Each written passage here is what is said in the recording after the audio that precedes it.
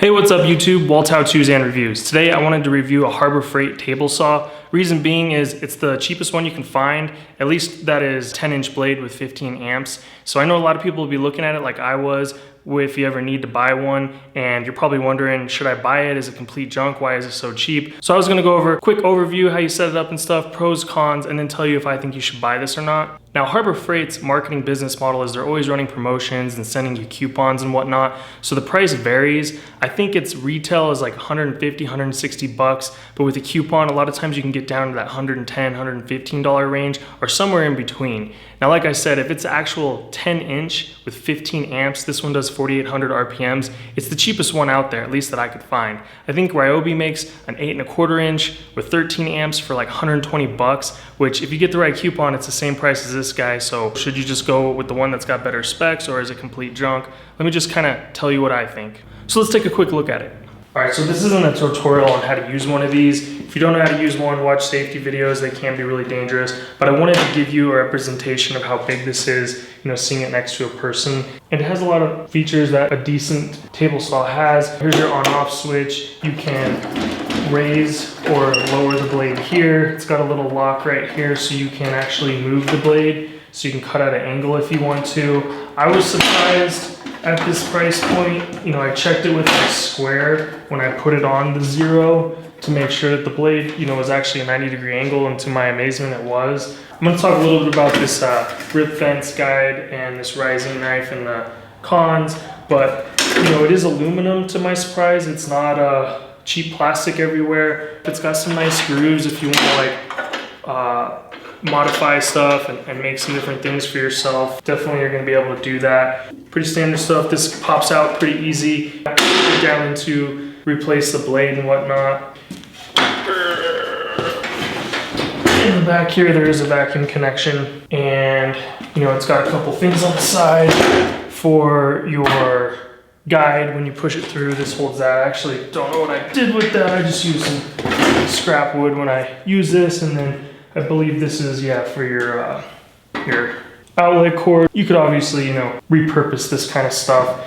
It has these holes here if you wanted to secure it to a bench or something. And while we're on the subject, I'm just gonna jump straight into the cons. Now, big con is this stand right here actually doesn't come with the table saw. And I really think it's deceitful and misleading, because when you see it online or when you see the box and the picture, they're showing it on this stand. So at least when I bought it, and I'm sure a lot of other people were fooled as well, you think it's coming with the stand. So you think you're paying however much you are for both things. It definitely does not come with the stand.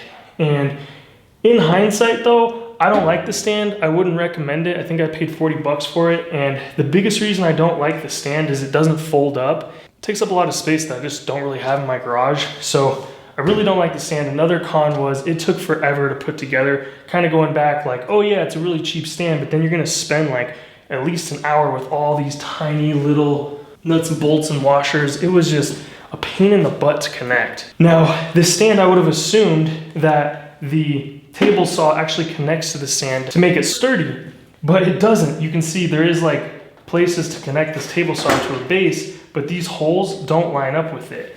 And even if you turn it, there's holes on this side, and again, it just doesn't line up. So I think these holes are here to attach a bag.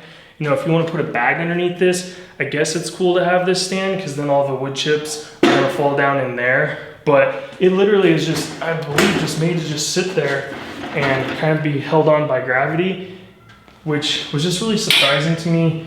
So other than the stand doesn't actually come with it and you think it does, the stand, in my opinion too, is kind of a waste of money, and I don't like the stand. This rip fence, or this guide right here, the track mechanism is not the best. It would be better if it had something on the back end to keep this square with your blade.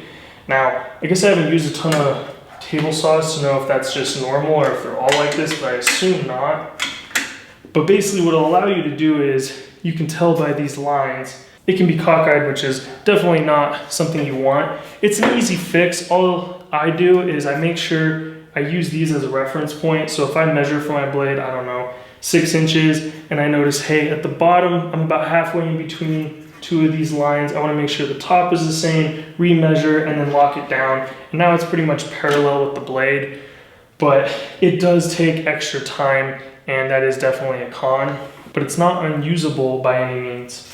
Another con is the blade that it actually comes with. It's not the worst blade, and it's definitely not the best blade in the world, but at least it comes with a blade and it will work straight out of the box. So that's nice, but you could argue that it's not a high quality blade, but at the same time, you can buy a nice one and swap them out. This driving knife, basically the way that it attaches is with a clamp, and if you read some reviews and stuff, that seems to be one of the biggest pain points, and it definitely was for me. You can tell it's just kind of jankety, this whole guard and paw system, and it creates an issue when you're making a cut. If it's over on this side, you run into this issue where the actual riving knife runs into your substrate when you're cutting it through. It's an easy fix, you just push it over so that way you can get it through, but that is a pain in the butt, and this whole system is pretty jankety and in my opinion no good. And the last con is, I can't say for sure because I haven't used it a ton, but I would imagine that if you use this like every day for work or you're using it once a month, it's probably not going to last that long, just because obviously at that price point it doesn't have high-end durable parts. Point is, with this con, I don't think it's very durable and going to last a long time with heavy use. That's it for the cons. Let's talk about the pros. You can see this is where I store my table saw, and I like that it doesn't take up much room. I like that it's pretty efficient with space. However, you're not giving up much. You know, it's very comparable to expensive table saws. You'll see online it says that it's 26 inches long, which it is. This way it's 26 inches, and it says 22 and a half. This way, really the actual table part, this part is only 20, but with the rip fence, that's where they get the 22 and a half from. Possibly even this handle here. Another pro is just, yeah, it's 10 inches, 15 amps, 4,800 RPM. That's a good amount of power, and this table saw does everything that I need it to do. It has a lot of functionality, maybe not the best functionality, but it didn't hinder me from getting any job done that I wanted to get done. And I use it for very light residential use. You know, I maybe use it twice a year. So the biggest pro with this table saw has to be the price. If you're looking at like a Dewalt, that's 10 inches, 15 amps at 4,800 RPMs, you're talking like 600 bucks. And there's gonna be a lot in between, but the value you're getting for this, I mean, it pretty much does what most table saws can do. I didn't really find anything that it wasn't able to do that a lot of other table saws could. Sure, it's not the best, and you might have to have some workarounds or modify it a bit to really get the best use out of it, but it's not like it's lacking any features. So now the question that I know a lot of you are here for, should you buy this saw? And I think the answer is yes and no. Let me explain. The answer is yes if you meet two criteria. One being that you're just a homeowner, gonna be using it for residential use, you got a project coming up, you notice that, hey, it would make it a lot easier, or perhaps you even need a table saw, and that's all you really know that you're gonna be using it for, and you also like to actually get a good value, get a bargain, save money, then I think absolutely yes, you should pull the trigger, go ahead and get this table saw. I think you'll definitely like it. Now, with that being said, you're falling into a category where you're gonna use it maybe once a year, and you don't even know if you'll use it that much. Who knows, maybe you'll use it twice in 1 year, but you know, you're very, very rarely gonna use it.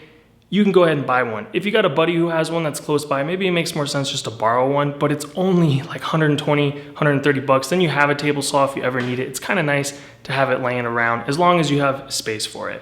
So if you're in that category, I would say absolutely buy this. Now, on the flip side of that, if you are the type of person that doesn't meet those two criteria, one being that, you know, saving a little bit of money for you, trying to get a good value, isn't that important, and you believe, you know, you really get what you pay for, and you don't mind paying 2 to 3 times as much to make sure you have a solid machine that's gonna be durable, easier to use, help you get the job done more efficient. If that's your mindset, then I don't think you would like this table saw, and maybe you want to pay up for a little bit nicer one. The other side is, you know, if you're going to be using this for your livelihood, possibly work, the easiest way I could say, if you're going to be using this at least once a month, I don't think I would recommend this if you have the expendable cash. Now, I also understand if you're just getting a business started and you don't have a lot of cash flow, you know, you could buy like 5 of these for one Dewalt. So go ahead, if that's your situation, get one, get some jobs done until you have a little bit more money so you can get a nicer tool. But I think if you have the expendable cash and you're really gonna be using this for heavy use, I wouldn't recommend it because it does have some issues. It's a little bit janky and it's not gonna make your job go super efficient. And you're not gonna be able to confidently just make some rips real quick, knowing that, hey, everything's lining up, it's square, it's good to go, that sort of thing. So I hope this helps give some insight and helps you make a decision if you're considering getting the saw. If you like the video, give me a thumbs up, maybe subscribe. Thanks for watching. I'll see you next time.